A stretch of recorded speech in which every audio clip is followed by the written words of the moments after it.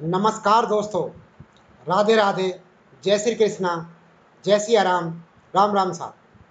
कैसे हैं आप सब? उम्मीद है स्वस्थ होंगे, मस्त होंगे। दोस्तों, आप देख रहे हैं एग्जाम पार अब की बार यूट्यूब चैनल और मैं हूं विनोद फौजदार, आपका स्वागत करता हूं इस चैनल पर। दोस्तों, हमारे एमसीक्यूज की, राजस्थान जीके के एमसीक्यूज की एक सीरीज चल रही थी और उस सीरीज की ही अगली कड़ी में आज हम फिर हाजिर हैं अगले 100 महत्वपूर्ण क्वेश्चन लेकर। दोस्तों, आज के क्वेश्चंस काफी महत्वपूर्ण हैं और डेप्थ क्वेश्चन है। आइए शुरू करते हैं आज के क्वेश्चंस। पहला क्वेश्चन, निम्नलिखित में से सूची 1 को सूची 2 से सुमेलित कीजिए। सूची 1 में प्राचीन नाम दिया हुआ है और सूची 2 में वर्तमान नाम दिया हुआ है, तो इसको हमें सुमेलित करना है। आइए स्टार्ट करते हैं सूचियों को सुमेलित करना।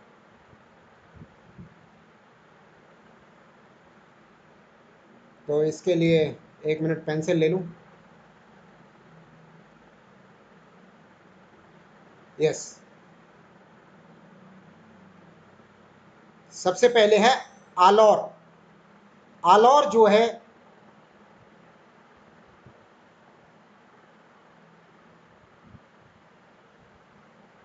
चित्तौड़ को कहते थे।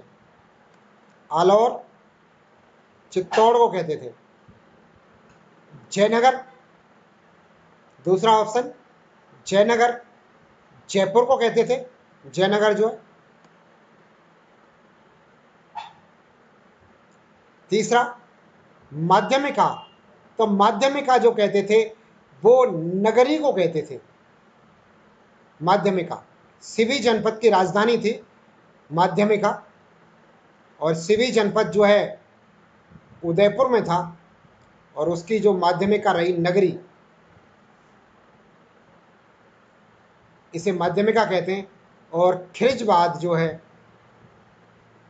अलवर को कहा गया था।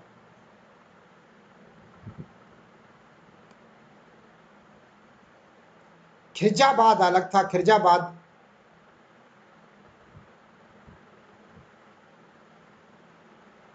अगला क्वेश्चन देखिए, निम्नलिखित में से कौन सा युग्म सुमेलित है? कौन सा युग्म असंगत है, सुमेलित नहीं है पूछ रहा है। कौन सा युग्म असुमेलित है? तो प्राचीन नाम दिए रखें और वर्तमान नाम दे रखें। आइए देखते हैं।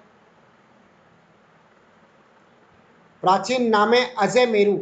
अजय मेरू अजमेर को कहते थे, बिल्कुल सही है। कांठल, कांठल प्रतापगढ़ के अंदर मैदानी प्रदेश है। कांठल प्रतापगढ़ को कहते थे। और विराट, विराट नगर जो है विराट को कहते थे। जो विराट सभ्यता है, इस जगह पे पहले विराट नगर कहा जाता था। और कोठी भरतपुर, कोठी नहीं कहते थे जी भरतपुर को, कोठी कहते थे धौलपुर को। कोठी धौलपुर को कहते थे। और आज भी महारानी वसुंधरा यानी कि राजस्थान के पूर्व मुख्यमंत्री जिस भवन में निवास करती हैं उसको कोठी कहा जाता है धौलपुर में। कि साहब कोठी से ये ऑर्डर आया है, गांव के वहाँ के लोग जो है कहते हैं कि साहब कोठी से ये आदेश आया है। तो कोठी जो है महारानी वसुंधरा का महल है धौलपुर में, इनकी कोठी धौलपुर को कहते थे। सही आंसर हो जाएगा ऑप्शन डी।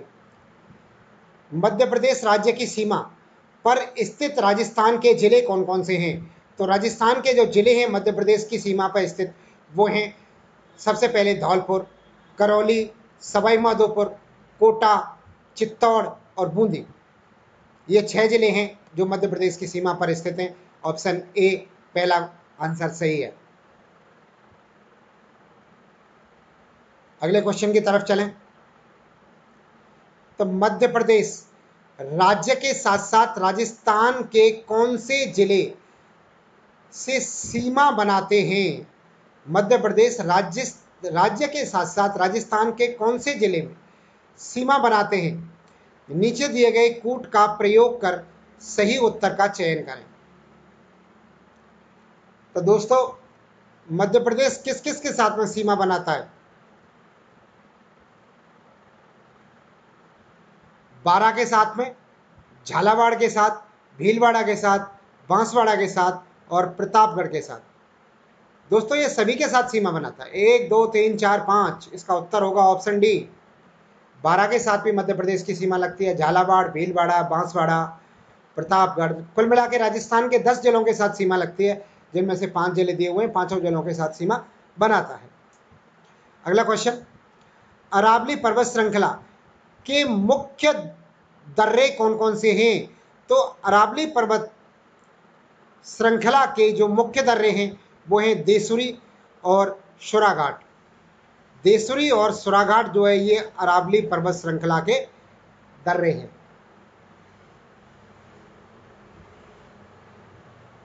अगला क्वेश्चन,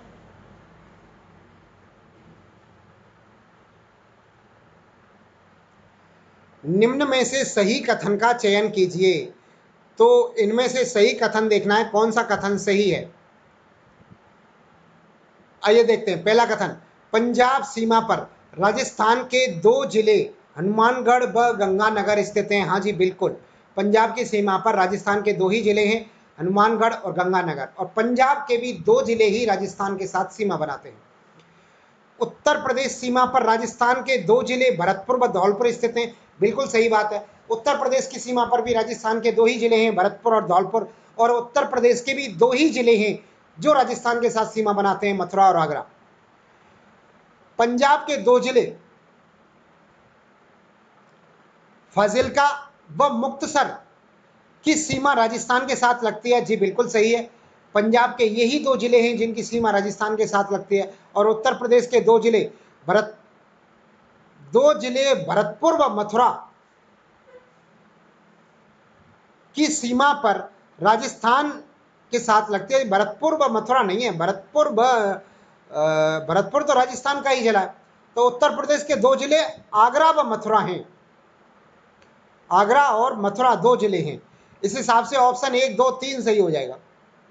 इसमें देखिए 1, 2, 3 सही है, ऑप्शन सी इसका सही उत्तर होगा, ऑप्शन डी नहीं होगा, ऑप्शन सी इसका सही उत्तर होगा। इसमें आंसर में डी दिया हुआ है, लेकिन हाँ अगर इस जगह पर भरतपुर की जगह आगरा कर दिया जाए तो 4 ऑप्शन सही हो जाएंगे। आगरा और मथुरा उत्तर प्रदेश के 2 जिले हैं जो राजस्थान के साथ सीमा बनाते हैं,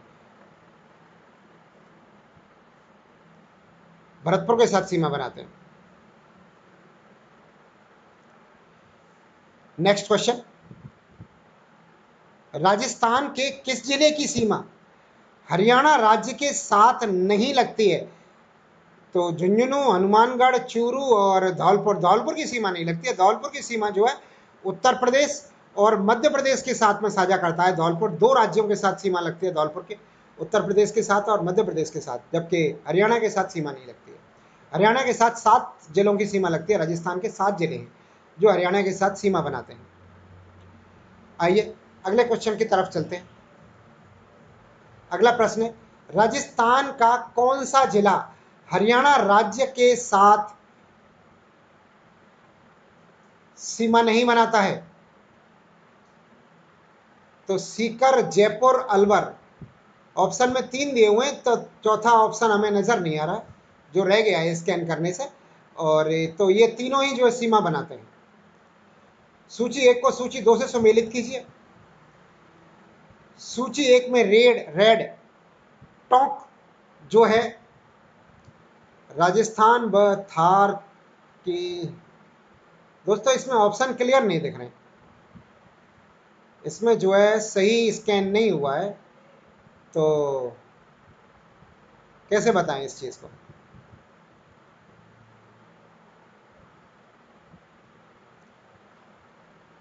इसको छोड़ते हैं, क्वेश्चन को क्लियर नजर नहीं आ रहा है इस क्वेश्चन में। अगला क्वेश्चन फिर है, सूची 1 को सूची 2 से सम्मिलित कीजिए। बूंदी, जैसलमेर, उदयपुर और जालौर, 4 दे रखे हैं। जालौर जो है ग्रेनाइट सिटी है, जालौर को ग्रेनाइट सिटी के नाम से जानते हैं, इसका ये ऑप्शन होगा जालौर। उदयपुर हवेलियों का शहर किसे कहते हैं? तो दोस्तों हवेलियों का शहर जो है जैसलमेर को कहते हैं।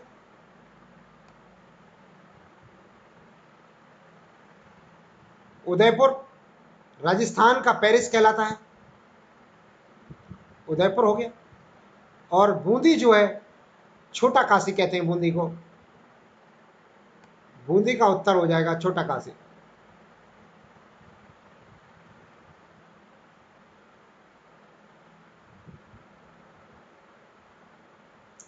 अगला क्वेश्चन, सूची 1 को सूची 2 से सम्मिलित कीजिए। डूंगरपुर, जैसलमेर, डीग और भरतपुर। भरतपुर को राजस्थान का पूर्वी द्वार कहते हैं।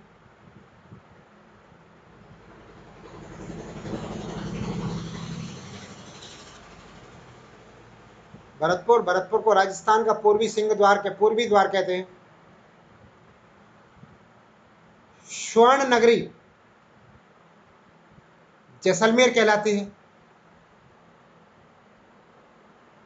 स्वर्ण नगरी जो है। डूंगरपुर पहाड़ों की नगरी कहलाती है और जल महलों की नगरी या महलों की नगरी डीग कहलाती है। तो ये इसके ऑप्शंस सही हो जाएंगे।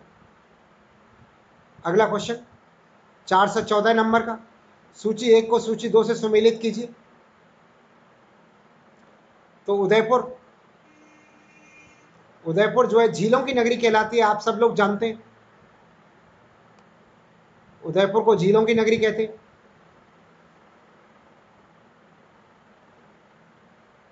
हल्दी घाटी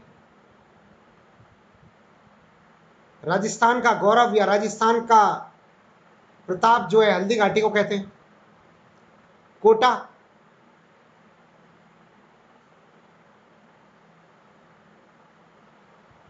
और जोधपुर।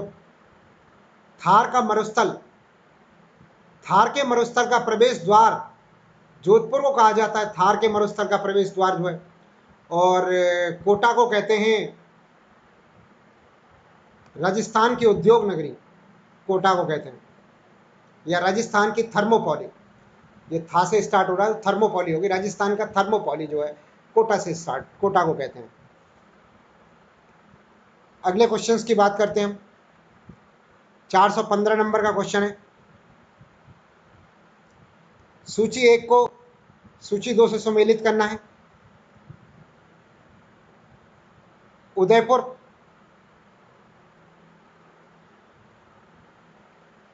तारागढ़, रणकपुर और क्या बचा, जोधपुर।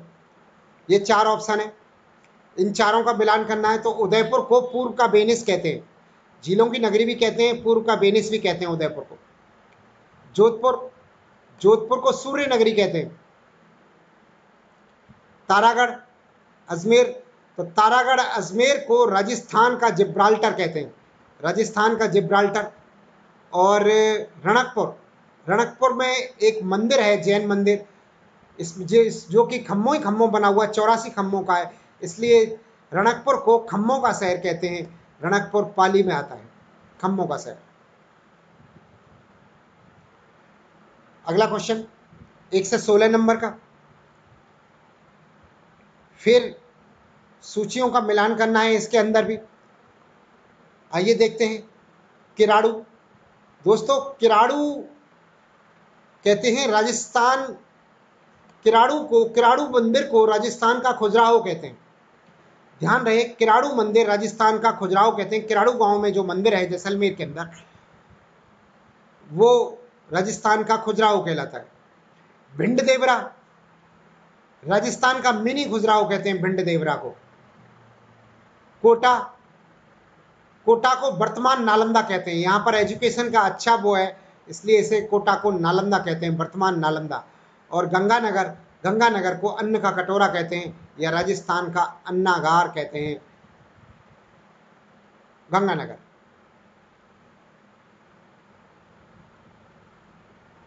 अगला भीलवाड़ा, दोस्तों भीलवाड़ा को वस्त्र नगरी या मैनचेस्टर ऑफ राजस्थान या अब्रक नगरी कहते हैं। वस्त्र नगरी या अब्रक नगरी भीलवाड़ा को कहते हैं। अलवर को राजस्थान का सिंह द्वार कहते हैं, जबकि भरतपुर को राजस्थान का प्रवेश द्वार कहते हैं। अलवर को राजस्थान का सिंह द्वार कहते हैं। चित्तौड़ राजस्थान का गौरव है, राजस्थान का प्रताप या राजस्थान का गौरव चित्तौड़ कहलाता है। और माउंट आबू जो है राजस्थान का शिमला कहलाता है। राजस्थान में सबसे ठंडा स्थान है, इसलिए राजस्थान का शिमला माउंट आबू को कहते हैं। ये उपनाम है, उपनाम याद कर रहे हैं आप, बहुत अच्छा रहेगा। कोटा कोटा को क्या कहते हैं? तो दोस्तों कोटा को कहते हैं राजस्थान की औद्योगिक नगरी। राजस्थान की औद्योगिक नगरी कोटा को कहते हैं। बांसवाड़ा को 100 द्वीपों का शहर कहते हैं। 100 द्वीपों का शहर बांसवाड़ा कहलाता है। अजमेर को राजस्थान का हृदय कहते हैं। अजमेर सेंटर में, केंद्र में है, तो राजस्थान का हृदय कहते हैं इसको। और झालावाड़ को राजस्थान का कानपुर कहते हैं।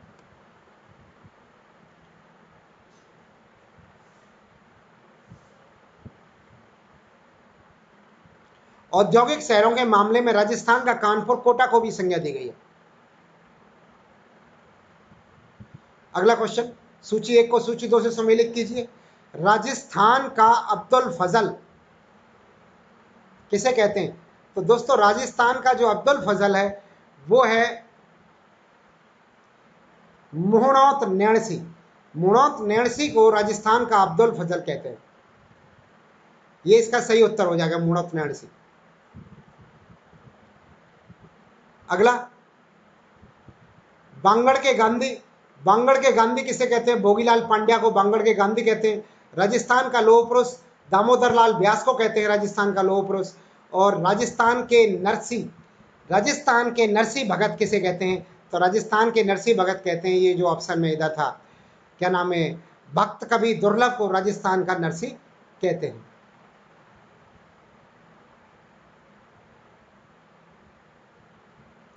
अगला क्वेश्चन, निम्नलिखित में से सूची 1 से सूची 2 को सम्मिलित कीजिए। किसान आंदोलन के जनक किसे कहते हैं? तो दोस्तों विजय सिंह पथिक को किसान आंदोलन का जनक कहते हैं। विजय सिंह पथिक इसका सही उत्तर हो जाएगा। राजस्थान की जलपरी। राजस्थान की जलपरी किसे कहते हैं? तो राजस्थान की जलपरी जो है रीमा दत्त को कहते हैं राजस्थान की जलपरी। और स्क्वैक्स की सनसनी, स्क्वैक्स की सनसनी कहते हैं सुरभि को। और हल्दी घाटी का शेर महाराणा प्रताप। ये तो सब जानते हैं हल्दी घाटी के शेर को, तो महाराणा प्रताप है। सूची 1 को सूची 2 से सम्मिलित कीजिए। अगला फिर देखिए, बांगड़ के धनी। बांगड़ के धनी किसे कहते हैं? बांगड़ के धनी कहते हैं नरहर के पीर को। कला संस्कृति में आपने पढ़ा होगा, बांगड़ के धनी नरहर के पीर को कहते हैं। राजस्थान का हरिद्वार, राजस्थान का हरिद्वार मातृकुंडिया को कहते हैं। गांधी जी के 5वें पुत्र जमनालाल बजाज, गांधी जी के 5वें पुत्र जमनालाल बजाज।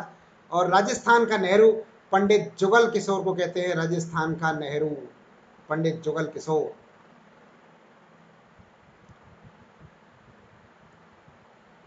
बाईसवां क्वेश्चन 422, सूची 1 को सूची 2 से सम्मिलित कीजिए। राजस्थान के कर्ण राय सिंह कहलाते हैं। राजस्थान के कर्ण राय सिंह। राजस्थान के गांधी गोकुल भट्ट। राजस्थान के गांधी गोकुल भट्ट को कहते हैं। आदिवासियों का मसीहा मोतीलाल तेजावत, जाति से बनिया थे मोतीलाल तेजावत। और महाराणा प्रताप, मारवाड़ का प्रताप रावचंद्र सेन को कहते हैं। रावचंद्र सेन को मारवाड़ का प्रताप कहते हैं, जो कि महाराणा प्रताप के प्रबल भक्त थे, प्रबल अनुयायी थे। महाराणा प्रताप के प्रबल अनुयायी थे। महाराणा प्रताप इनके आदर्श थे, रावचंद्र सेन के।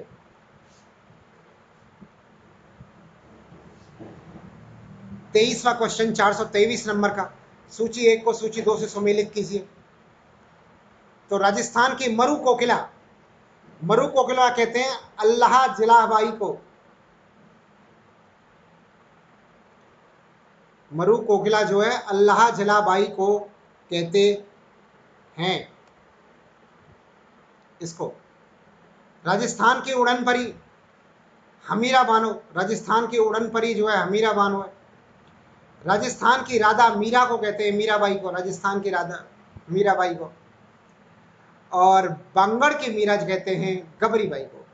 गबरी बाई को जो है बांगड़ की मीरा के नाम से जानते हैं। ये ऑप्शन सही हो जाएंगे।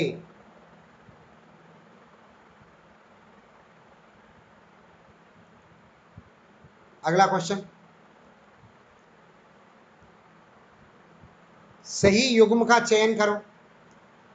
तो कोटा को राज्य की शैक्षणिक नगरी कहते हैं। जी हाँ, वर्तमान में कोटा की यही स्थिति है कि शैक्षणिक नगरी के तौर पर यह डेवलप हुआ है कोटा। जयपुर पूर्व का पेरिस कहते हैं, गुलाबी नगर कहते हैं, गुलाबी शहर कहते हैं और रत्न नगरी भी कहते हैं।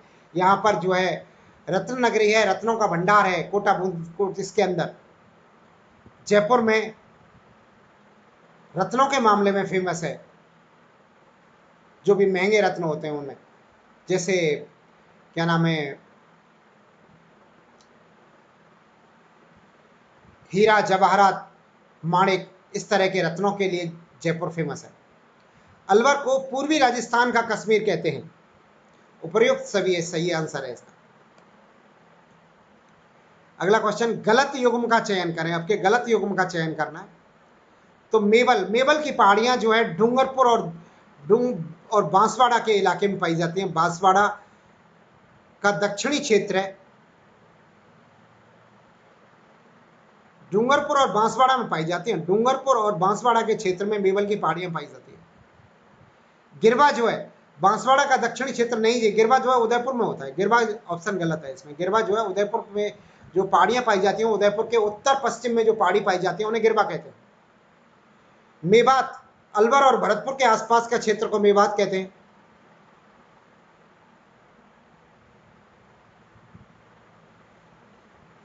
और आरबुद जो है सिरोही और आबू के क्षेत्र को आरबुद कहते हैं। अगला क्वेश्चन 426 नंबर का, राजस्थान के निम्न में से किस स्थान पर सूर्य की किरणें सबसे कम तिरछी पड़ेंगी? सबसे कम तिरछी का मतलब सबसे कम गर्मी होगी। सबसे कम गर्मी किस जगह पर होगी? जो कि राजस्थान का दक्षिणतम हिस्सा, उत्तरतम हिस्सा होगा। सबसे ज्यादा राजस्थान के उत्तर में होगा। तो उत्तर में हिस्सा जो है राजस्थान के सबसे ज्यादा पाली है। पाली में सबसे कम तिरछी किरणें पड़ती हैं। वैसे उत्तर में तो पाली से ज्यादा जोधपुर है, पर जोधपुर में ज्यादा गर्मी पड़ती है। पाली ही इसका सही उत्तर है। अगला क्वेश्चन 427 नंबर का, सूची 1 को सूची 2 से सम्मिलित कीजिए। फिर वही आ जाता है सूची 1 सूची 2 को सम्मिलित करने के लिए।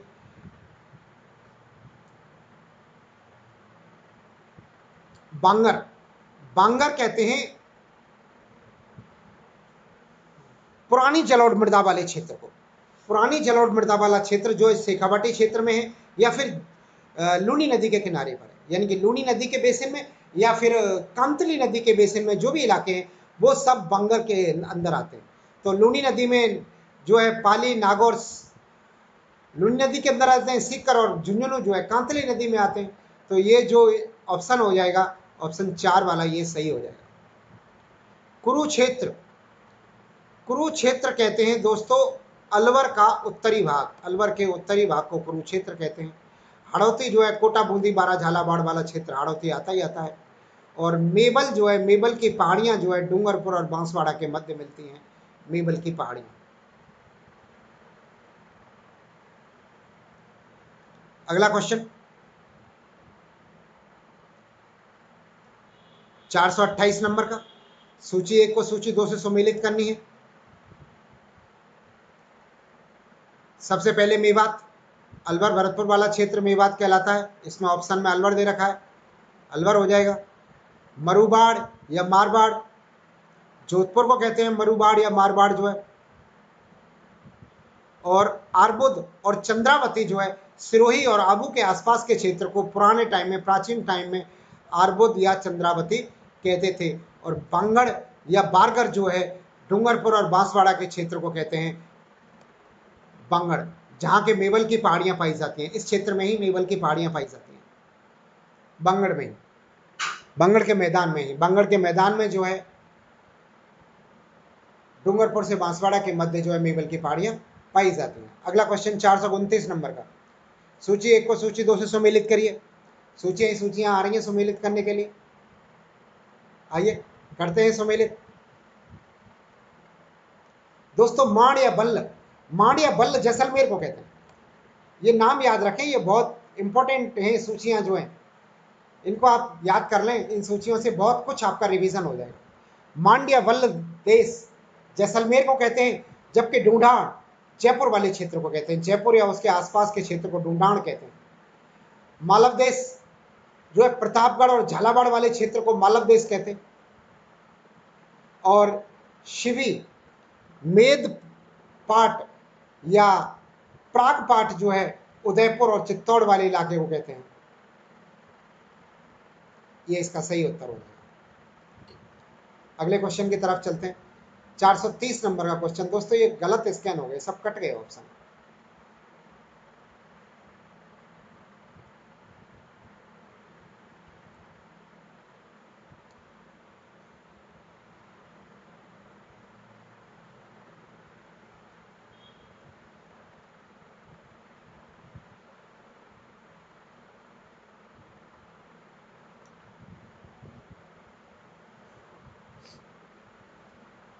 चलो प्रयास करते हैं, फिर भी देखते हैं क्या क्या हो सकता है। तो दोस्तों इसको देखो, सबसे पहले हम बात करते हैं गौड़वाड़ की। तो गौड़वाड़ प्रदेश उसे कहते हैं लूनी नदी के बेसिन के क्षेत्र में, लूनी नदी बेसिन वाले क्षेत्र को गौड़वाड़ क्षेत्र कहते हैं। जिन जिन जिलों में होके लूनी नदी गुजरी है उन क्षेत्र को जो है गौड़वाड़ प्रदेश कहते हैं, क्योंकि यहाँ पर गौड़ राजपूतों का वो था, गौड़ राजपूतों का शासन था, यहाँ पर जो है आधिपत्य था, इसलिए इस क्षेत्र को गौड़वाड़ क्षेत्र कहते हैं। और ये जो है मुख्यतः जालौर, बाड़मेर और पश्चिमी सिरोही वाला क्षेत्र आता है इसके अंतर्गत। ये इसका सही उत्तर हो जाएगा। शेखावाटी जो है चूरू, सीकर और झुंझुनू वाला क्षेत्र जो है शेखावाटी कहलाता है। मेरबाड़ जो है अजमेर, मेरबाड़ा जो है अजमेर वाला क्षेत्र, अजमेर और उसके आसपास, अजमेर देवेर के मध्य का जो क्षेत्र है वो मेरबाड़ कहलाता है। और खैरबाड़ या मालखेड़ा जो है वो भीलवाड़ा के आसपास के क्षेत्र को जो है खैराड़ या मालखेड़ा के नाम से जानते हैं। अगला सूची 1 को सूची 2 से सम्मिलित करिए, फिर वही ऑप्शन आ जाते हैं। दोस्तों जंगल प्रदेश जो है बीकानेर से नागौर, बीकानेर जोधपुर और नागौर वाले हिस्से को जो है जंगल प्रदेश कहते थे।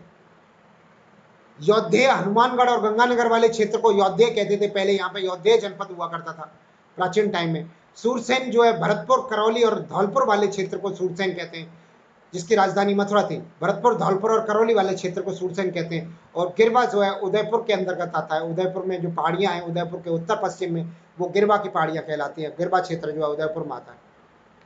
अगला है निम्न में से कौन सा युग्म सही है। सही युग्म की हमें पहचान करनी है। तो डांग क्षेत्र जो है धौलपुर, करौली, सवाई माधोपुर का जो क्षेत्र है ये डांग क्षेत्र के लिए प्रसिद्ध है। हाँ जी बिल्कुल प्रसिद्ध है डांग क्षेत्र के लिए। अगला मत्स्य क्षेत्र भरतपुर, अलवर, धौलपुर वाला और करौली का क्षेत्र जो है मत्स्य जनपद बना था। यहाँ पर एकीकरण के दौरान ये 4 राज्य मिलकर मत्स्य जनपद बनाया था। एकीकरण के प्रथम चरण में बने थे 18 मार्च 1948 के अंदर। अलवर, भरतपुर, धौलपुर, करौली और एक ठिकाना था नीमराना ठिकाना। ये 4 रियासत और एक ठिकाना मिलके मत्स्य जनपद बनाया था। तो मत्स्य क्षेत्र के अंदर यही आएंगे, बिल्कुल सही है।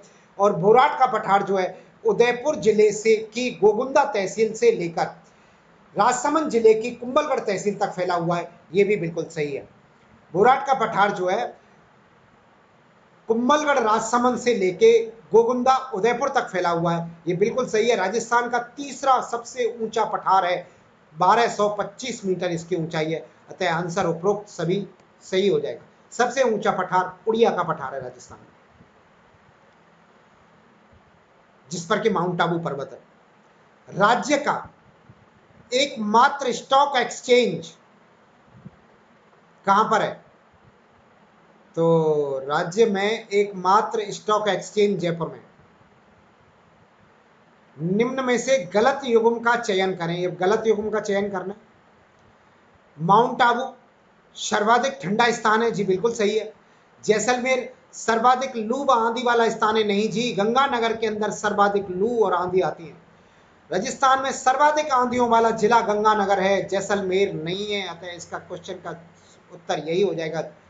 और भी देखते हैं, झालावाड़ सर्वाधिक वर्षा वाला जिला है, जी बिल्कुल सही है। और कांडला राज्य के सर्वाधिक नजदीकतम बंदरगाह कांडला है, बिल्कुल सही है। कांडला सबसे नजदीकतम बंदरगाह है जो कि गुजरात के अंदर पड़ता है, कांडला। अगले क्वेश्चन की बात करें, 435 नंबर का क्वेश्चन है, निम्न में से कौन सा युग्म सही नहीं है? फिर सही नहीं युग्म की पहचान करनी है। चूरू सर्वाधिक गर्म स्थान है दोस्तों, चूरू सर्वाधिक गर्म जिला है। सर्वाधिक गर्म स्थान फलौदी है। फलौदी जोधपुर सर्वाधिक शुष्क स्थान दे रखा है, हाँ ठीक है। और झालावाड़ सर्वाधिक आर्द्र जिला है, जी बिल्कुल है। और बोराट का पठार सर्वाधिक आर्द्र स्थान है, नहीं जी, बोराट का पठार सर्वाधिक आर्द्र स्थान नहीं है। उड़िया का पठार होता तो शायद फिर भी हो सकता था, लेकिन आबू नामक स्थान जो है सर्वाधिक आर्द्र स्थान है।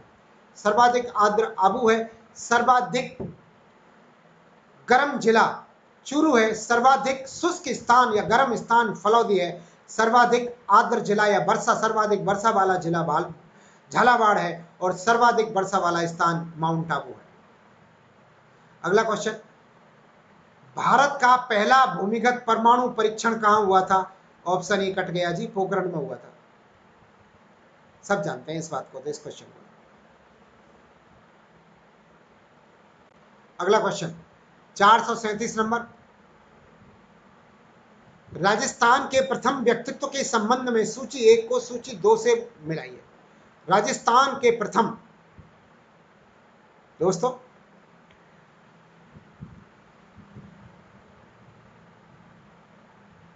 मेजर दयानंद, मेजर दयानंद जो है इन्हें शौर्य चक्र विजेता है। राजस्थान के प्रथम शौर्य चक्र विजेता मेजर दयानंद है। अजय आहूजा वीर्य चक्र विजेता हैं। कर्नल किशन सिंह राठौर महावीर चक्र विजेता हैं। और मूल सिंह राजस्थान के प्रथम कीर्ति चक्र विजेता है। ये दोस्तों राजस्थान में प्रथम है ये सब। मेजर दयानंद शौर्य चक्र विजेता हैं। राजस्थान के प्रथम शौर्य चक्र विजेता मेजर दयाचंद हैं। राजस्थान के प्रथम वीर चक्र विजेता अजय आहूजा हैं। राजस्थान के प्रथम महावीर चक्र विजेता कर्नल किशन सिंह राठौर हैं। और राजस्थान के प्रथम कीर्ति चक्र विजेता मूल सिंह। दोस्तों इन सब का वर्णन जो राजस्थान की नवी क्लास की किताब के 7वें पाठ में दे रखा है। उसमें चैप्टर का नाम है शौर्य गाथाएं। शौर्य गाथाएं नाम का राजस्थान की नवी क्लास का 7वां चैप्टर है, उसके अंदर दे रखा है। राजस्थान का इतिहास एवं शौर्य गाथाएं करके एक किताब है नवी क्लास की, उसके 7वें चैप्टर में ये सब दे रखे हैं। आप उनको उसके पाठ को पढ़ लें, छोटा सा पाठ है, बहुत बढ़िया पाठ है।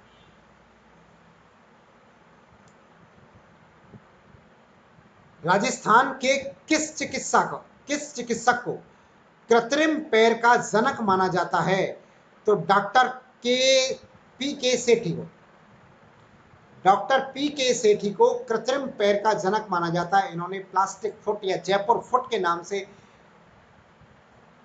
पैर लगाए थे विकलांग व्यक्तियों के, तो जयपुर फुट की मदद से वो लोग चलने लग गए थे। प्रथम राजस्थानी अर्जुन पुरस्कार विजेता थे, प्रथम राजस्थानी अर्जुन पुरस्कार विजेता थे डॉक्टर कर्ण सिंह।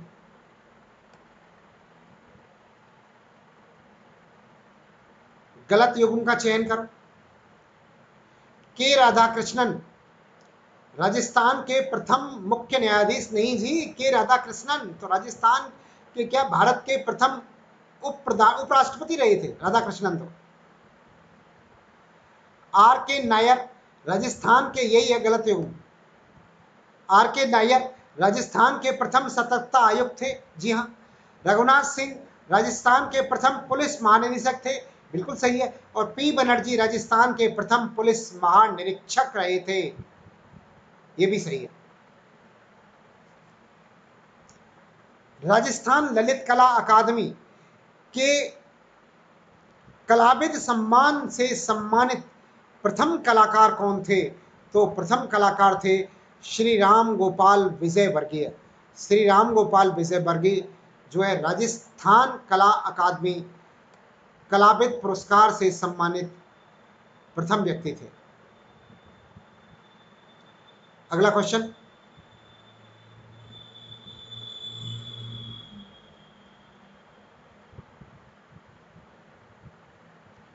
चार सौ 42 नंबर का। गलत युग्म का सुमेल चयन कीजिए। तो महेश सिंह अशोक चक्र विजेता नहीं जी, यही सही क्या है, यही नहीं थे अशोक चक्र विजेता जो है प्रथम जो है। मेजर पीरू सिंह परमवीर चक्र के विजेता थे, प्रथम व्यक्ति थे, प्रथम व्यक्तित्व थे जो परमवीर चक्र जीता था राजस्थान से उन्होंने, मेजर पीरू सिंह ने। घनश्याम दास बिड़ला पद्म विभूषण से सम्मानित राजस्थान के प्रथम व्यक्ति थे। घनश्याम दास बिड़ला पद्म विभूषण से सम्मानित, जो कि भारत का दूसरा बड़ा पुरस्कार है। भारत रत्न के बाद सबसे बड़ा पुरस्कार पद्म विभूषण है। और पद्म भूषण से सम्मानित प्रथम व्यक्तित्व जो थे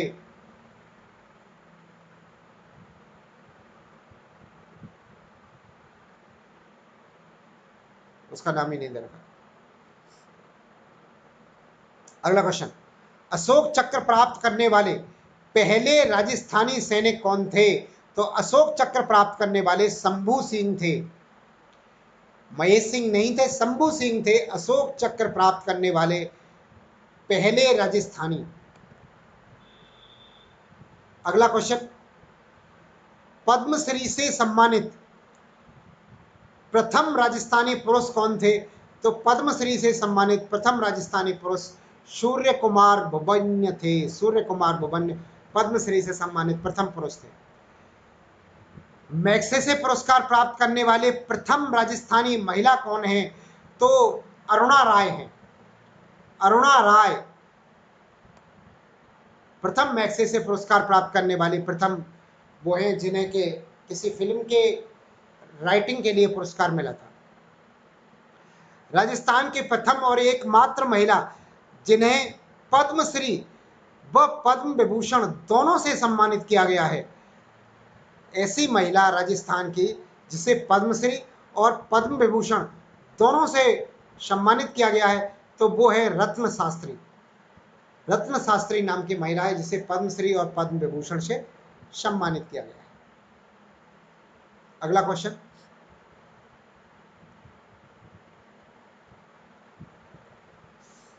इसमें फिर ऑप्शन कट गए हैं। अब ये ऑप्शन कटे हुओं का क्या करें? इसमें से कैसे पता चलेगा कि कौन सा ऑप्शन सही है कौन सा गलत है? जो है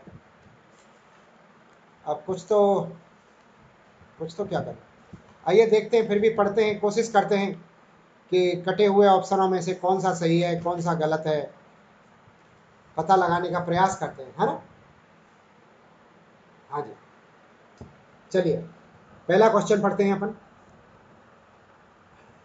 पद्म विभूषण प्राप्त करने वाली राजस्थान की प्रथम महिला कौन सी थी? तो राजस्थान की प्रथम महिला थी जानकी देवी बजाज। जानकी देवी बजाज जो है इसकी प्रथम महिला थी। अगला क्वेश्चन, राजस्थान की सीमा सुरक्षा बल का नया मुख्यालय कहां पर है? तो बीकानेर के अंदर है। राजस्थान में सीमा सुरक्षा बल का मुख्यालय, बीएसएफ का मुख्यालय जो है वो बीकानेर के अंदर है। नेक्स्ट क्वेश्चन, प्रारंभिक समय में उम्मेदपुरा की छावनी नाम से प्रसिद्ध शहर कौन सा था? तो दोस्तों झालावाड़ जो है इस नाम से प्रसिद्ध था। उम्मेदपुरा की छावनी के नाम से जो है झालावाड़ शहर प्रसिद्ध था। अगला क्वेश्चन, किस नए राज्य का गठन के बाद क्षेत्रफल की दृष्टि से सबसे बड़ा राज्य बना था? तो दोस्तों इसका सही उत्तर होगा छत्तीसगढ़।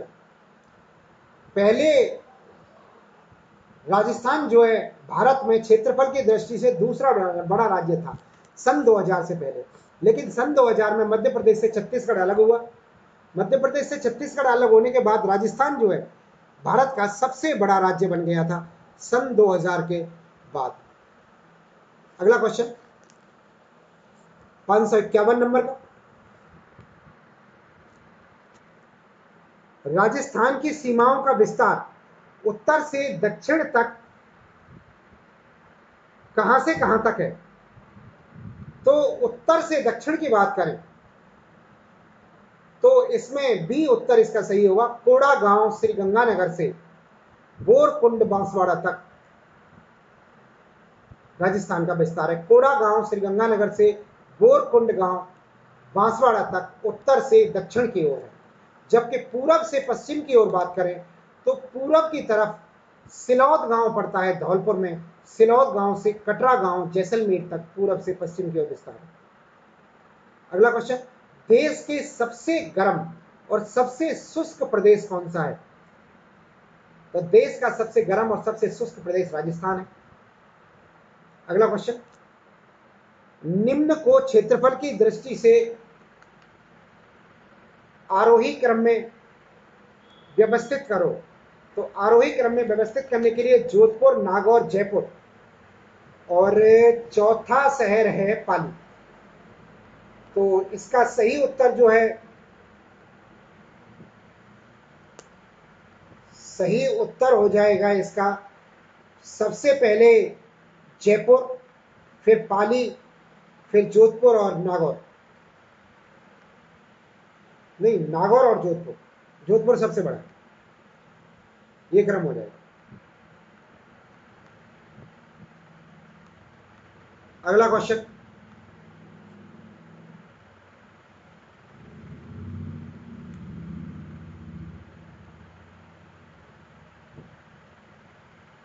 निम्न में से समीपवर्ती राज्यों का वह जिला कौन सा है जो प्रत्यक्षतया राजस्थान को छूता है? तो मुक्तसर, भिवाड़ी, राजगढ़ और अरावली।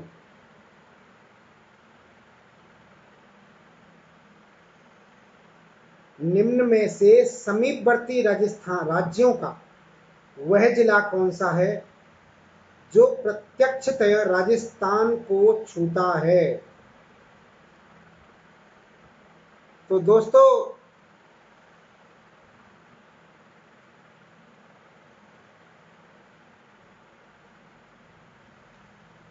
ये सभी जिले हैं जो राजस्थान को छूते हैं।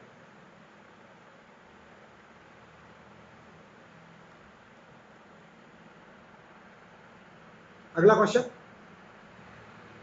जनसंख्या की दृष्टि से सबसे बड़े तथा सबसे छोटे जिले का चयन कीजिए। तो जनसंख्या की दृष्टि से सबसे बड़ा जिला जयपुर है और सबसे छोटा जिला जैसलमेर है। जबकि क्षेत्रफल में जैसलमेर सबसे बड़ा है लेकिन जनसंख्या में सबसे छोटा है। गंगानगर के पश्चिमी सीमाएं पर पाकिस्तान का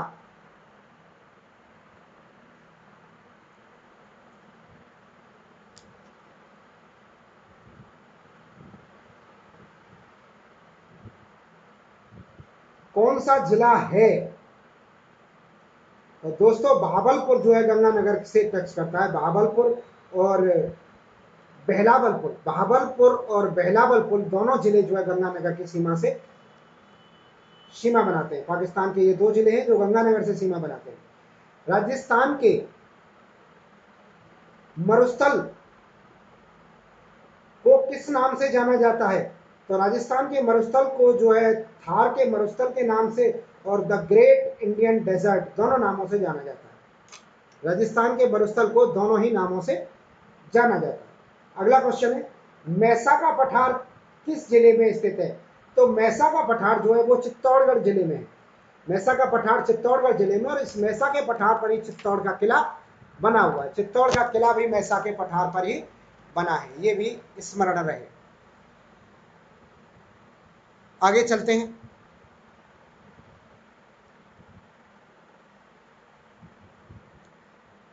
जोधपुर जयपुर राजमार्ग में से किस दर्रे से होकर गुजरता है? जयपुर जोधपुर राजमार्ग निम्न में से किस दर्रे से होकर गुजरता है? तो दोस्तों ये जो राजमार्ग है जयपुर जोधपुर का, ये जिस दर्रे से गुजरता है उस दर्रे का नाम है, कहाँ गया क्वेश्चन,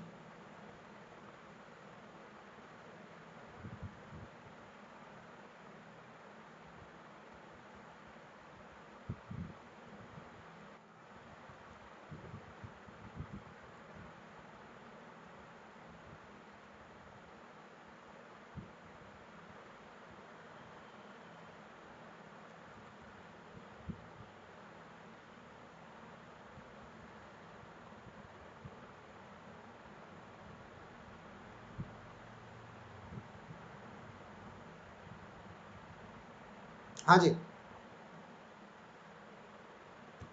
चलो क्वेश्चन तो आ गया। अब पेंसिल गायब हो गई।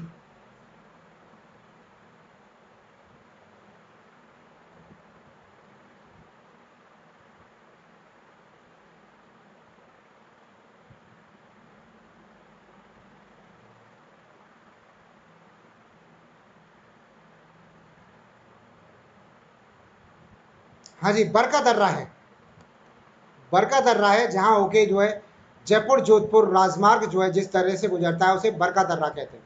अगला क्वेश्चन, कौन सा क्षेत्र देशहरों के नाम से जाना जाता है?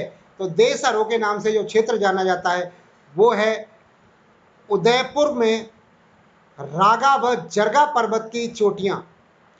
क्या मध्यवर्ती क्षेत्र? दोस्तों देशहरो वो क्षेत्र है, ये देशहरो नाम का वो क्षेत्र है जो कि उदयपुर जिले में रागा और जरगा पर्वत की चोटियां हैं, जो कि राजस्थान का जो पहाड़ी प्रदेश है, मध्यवर्ती क्षेत्र है, मध्यवर्ती पहाड़ी भाग है, अरावली का पर्वतीय प्रदेश है, इसमें सबसे ज्यादा हरा भरा और पूरे वर्ष भर हरा भरा रहने वाला क्षेत्र है, इसे देशहरो क्षेत्र कहते हैं। देशहरो का मतलब हरा भरा रहने वाला क्षेत्र, पूरे वर्ष भर हरा भरा रहने वाला क्षेत्र है।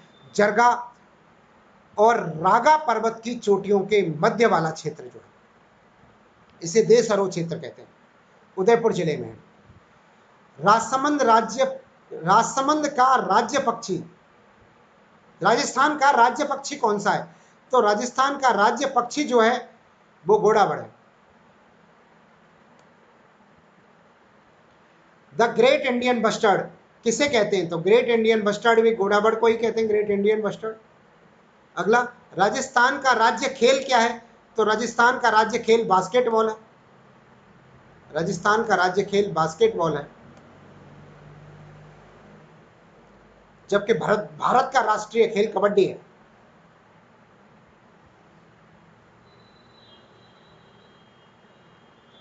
अगला क्वेश्चन,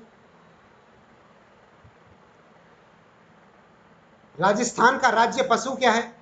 तो राजस्थान का राज्य पशु चिंकारा है और ऊंट भी है। चिंकारा 2004 के बाद से माना गया है और उससे पहले ऊंट माना जाता था। वर्तमान में दोनों हैं, चिंकारा और ऊंट राजस्थान के राज्य पशु हैं। राजस्थान में राज्य वृक्ष कौन सा है? तो राज्य वृक्ष जो है खेजड़ी का वृक्ष है राजस्थान का, रेगिस्तान का मुख्य वृक्ष है खेजड़ी का वृक्ष। अगला क्वेश्चन, रेगिस्तान का कल्प वृक्ष किसे कहते हैं? तो रेगिस्तान का जो कल्प वृक्ष है वो खेजड़ी को ही कहते हैं, खेजड़ी ही राजस्थान का कल्प वृक्ष है। अगले क्वेश्चन की बात करें,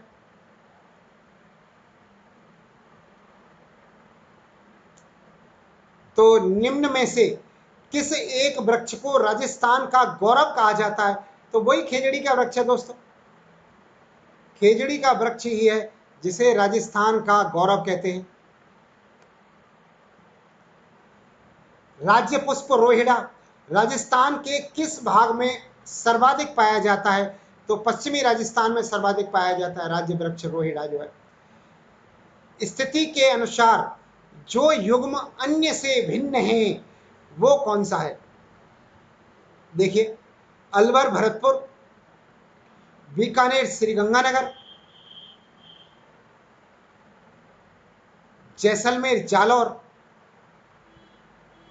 और डूंगरपुर बांसवाड़ा।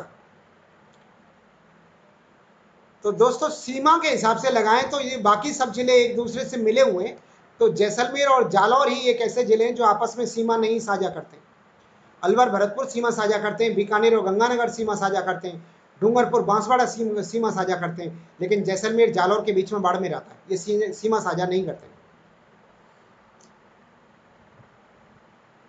अगला क्वेश्चन,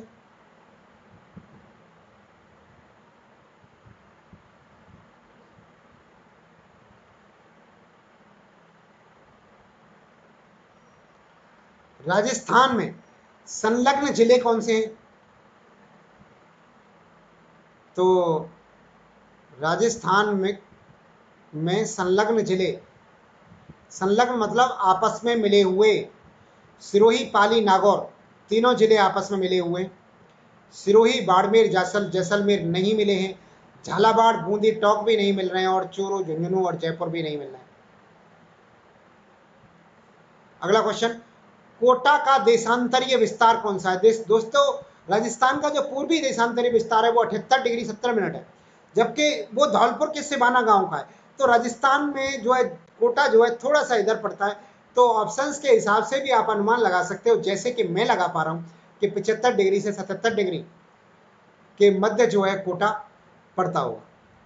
कोटा का जो सही आंसर है वो 75 डिग्री से 77 डिग्री के मध्य।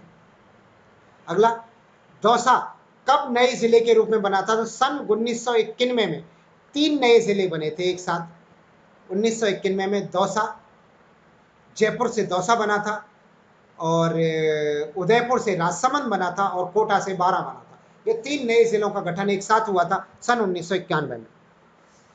अगला क्वेश्चन, भारतीय मानक समय 6:15 साय पर घोटाल जो कि 23 डिग्री 45 मिनट उत्तरी अक्षांश व 74 डिग्री 25 मिनट पूर्वी देशांतर पर स्थित है, में स्थानीय समय क्या होगा?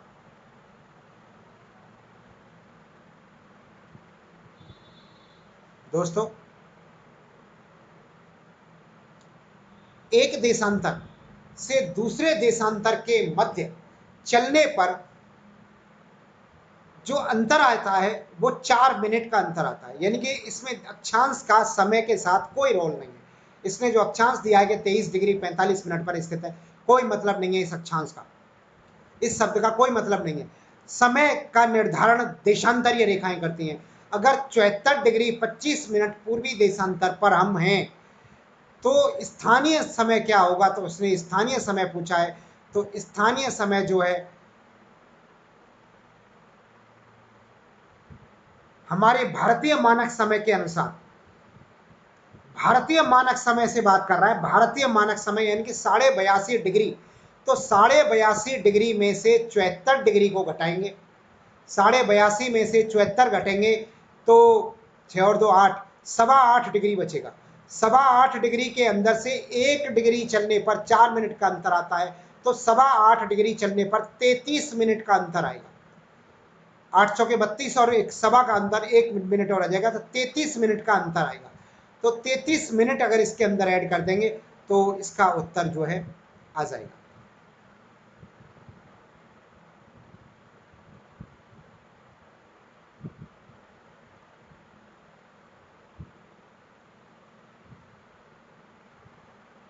पंद्रह में से 6:15 में से 33 मिनट घटा दीजिए।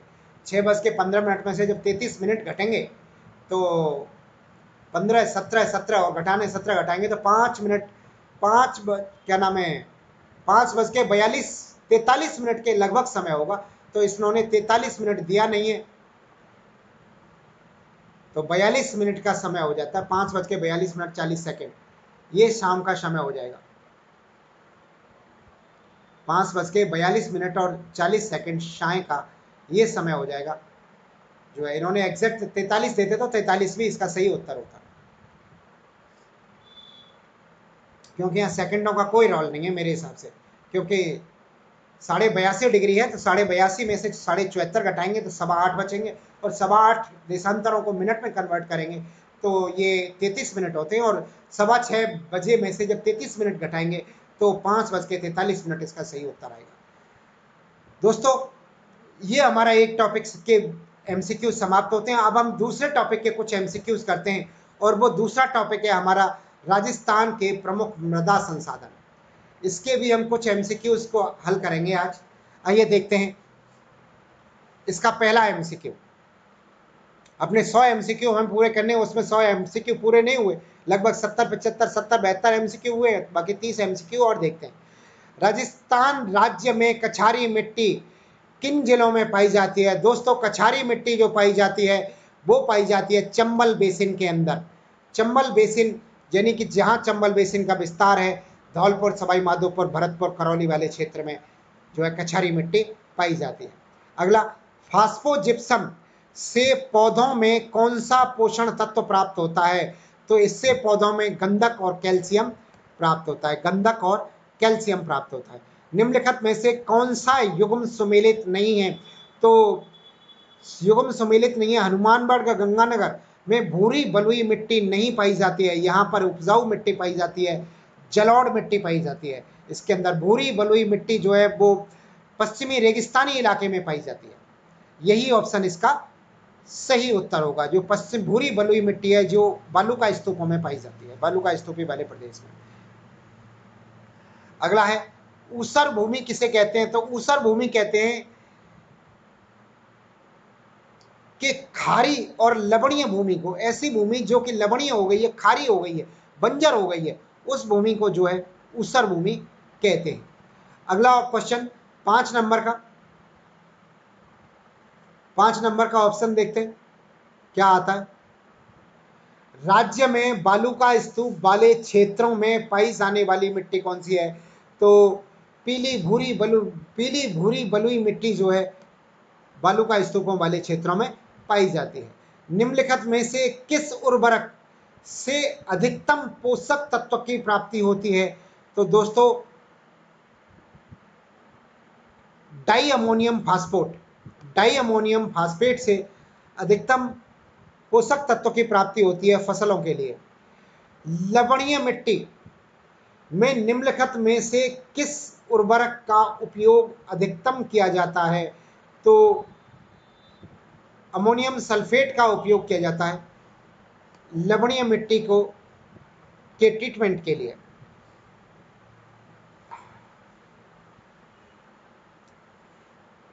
फसल का नाइट्रोजन से भरपूर करती है, फसल को नाइट्रोजन से भरपूर करती है।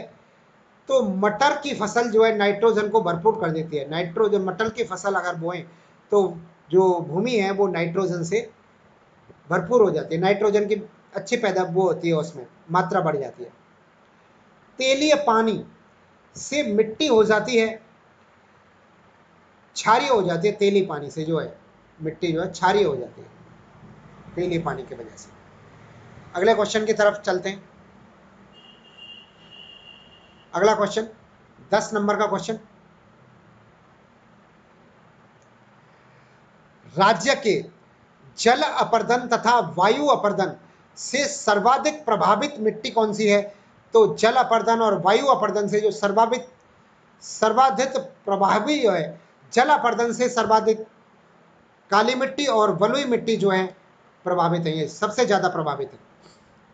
मरुस्थलीय जिलों का सर्वाधिक खाद्य फसल बोई जाती है, मरुस्थलीय जिलों में सर्वाधिक खाद्य फसल कौन सी बोई जाती है?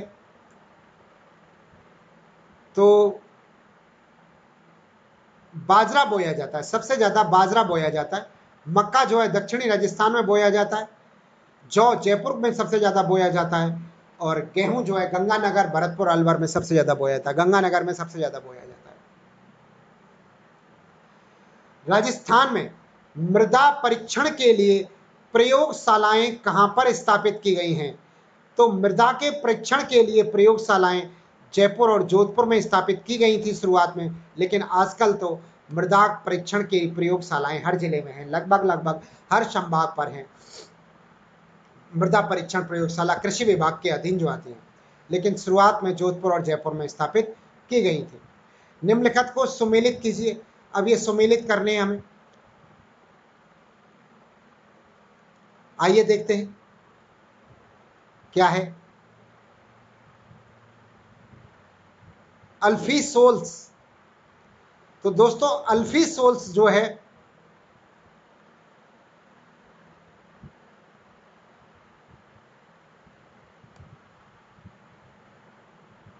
उस्टाल्फ होता है। एल्डीसोल्फ,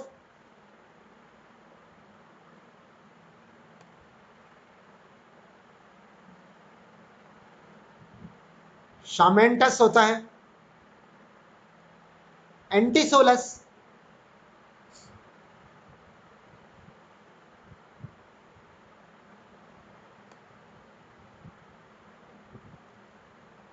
आर्थेडस होता है। और इंसेप्टिसोलस जो है कैप्टेसस होता है। दोस्तों ये मिट्टी संबंधित मृदाओं के नाम है।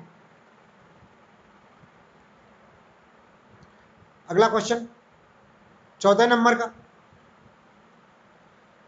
राज्य में किस मिट्टी का क्षेत्र सर्वाधिक है? तो दोस्तों रेगिस्तान में जो मिट्टी पाई जाती है, रेतीली मिट्टी, उसी का क्षेत्र सर्वाधिक है, रेतीली बलुई मिट्टी का। मृदा का अपरदन में सर्वाधिक सहायक नदी कौन सी है? तो सर्वाधिक सहायक नदी मृदा के अपरदन में जो सबसे गहरे गहरे खड्डे और उत्खात बनाती है वो चंबल नदी है, जो कि भारत की सबसे ज्यादा मृदा अपरदन वाली नदी है, उत्खात बनाने वाली नदी है। भारतीय कृषि विभाग ने मिट्टियों का वर्गीकरण किस आधार पर किया है?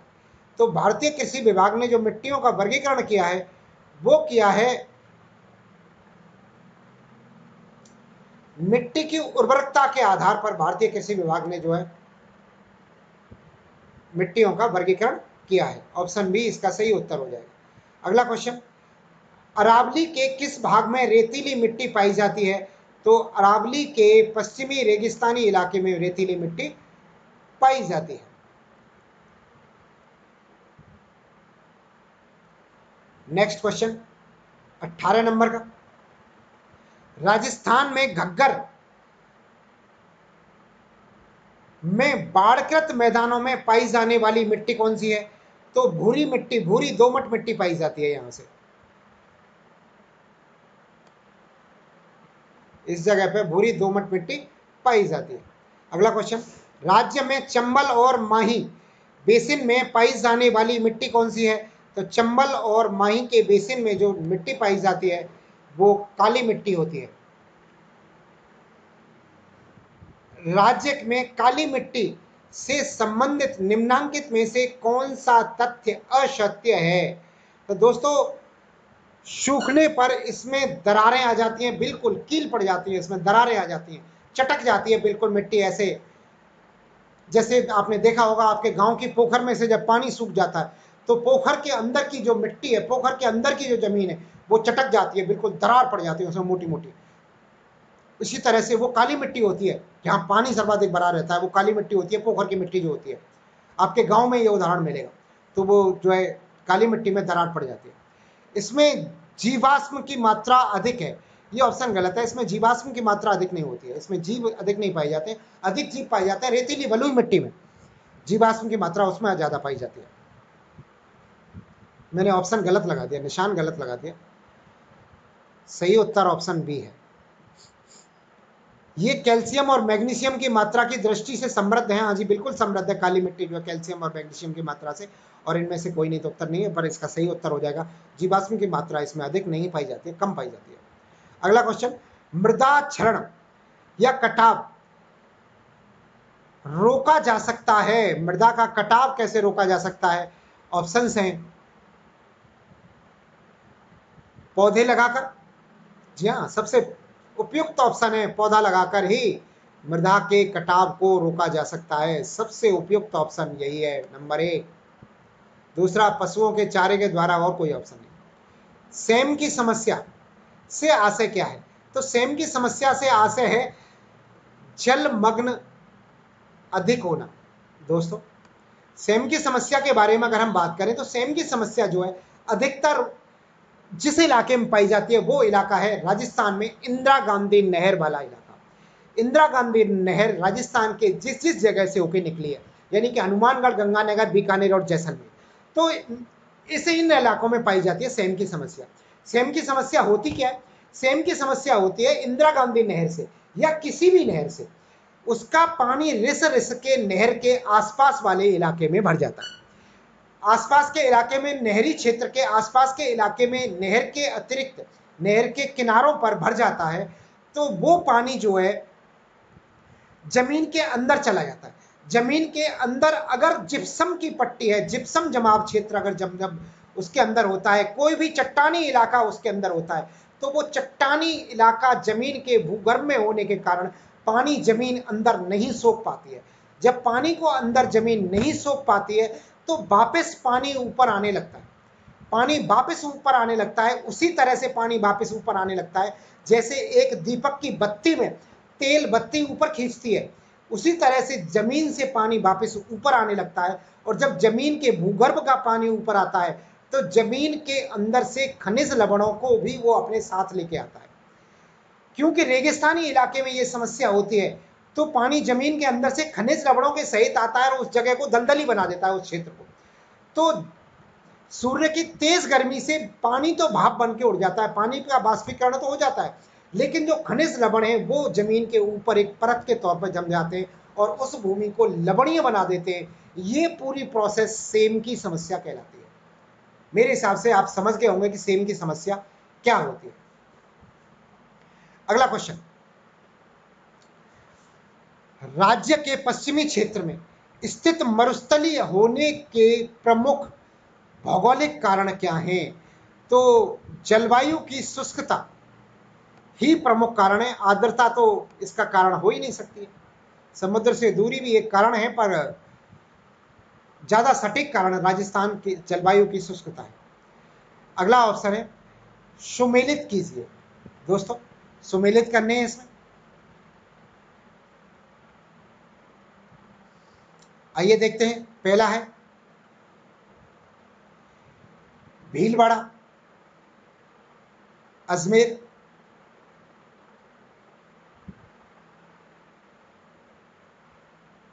क्या दे रखा है भाई? अच्छा अच्छा, ऊपर ऑप्शन दे रखे हैं इसमें, लाल दोमट, काली जलोढ़ मृदा और भूरी मिट्टी और बलुई मिट्टी। ये कहाँ कहाँ मिलती हैं? तो ये ऑप्शन हमें देखते हैं। पहला है, सबसे पहला इसमें भीलवाड़ा, अजमेर और सवाई माधोपुर। दोस्तों भीलवाड़ा, अजमेर और सवाई माधोपुर, यहाँ ये बनास नदी का बेसिन है। बनास नदी इन जिलों से गुजरती है, तो इन जिलों में जो मिट्टी पाई जाती है वो भूरी मिट्टी पाई जाती है। इन जिलों के अंदर जो मिट्टी पाई जाती है वो भूरी मिट्टी इन जिलों में पाई जाती है। ये ऑप्शन इसका सही हो जाएगा। अगला नागौर, जैसलमेर और बीकानेर। नागौर, जैसलमेर और बीकानेर जो है बलुई रेतीली मिट्टी के क्षेत्र हैं, यानी कि रेगिस्तानी क्षेत्र हैं। इसका ऑप्शन हो जाएगा डी। तीसरा है उदयपुर, बांसवाड़ा, डूंगरपुर। उदयपुर, डूंगरपुर और बांसवाड़ा, यहां पर जो है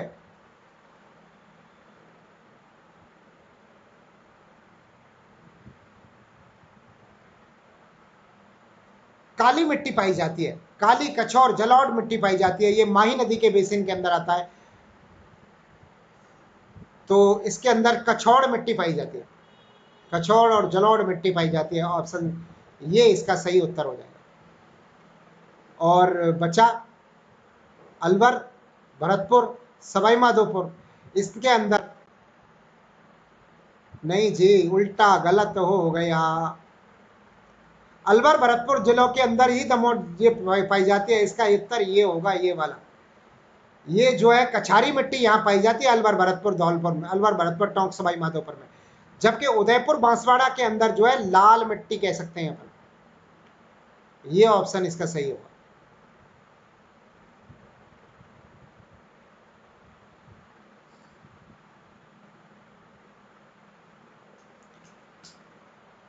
कृषि के लिए सर्वाधिक लाभकारी मिट्टी कौन सी है? तो कृषि के लिए सर्वाधिक लाभकारी मिट्टी जो है बलुई दोमट मिट्टी होती है। तो बलुई दोमट मिट्टी जो है खेती के लिए सर्वाधिक लाभकारी है। ये ऑप्शन सही हो जाएगा। अगला क्वेश्चन 26 का क्वेश्चन देखिए।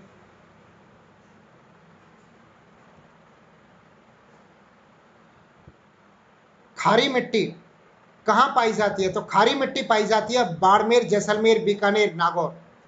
इन जगहों पर खारी मिट्टी पाई जाती है। लूनी नदी के किनारे पर, लूनी नदी के बाड़मेर से जो है नदी है खारी हो जाती है, तो यहाँ के आसपास की मिट्टी जो है खारी है।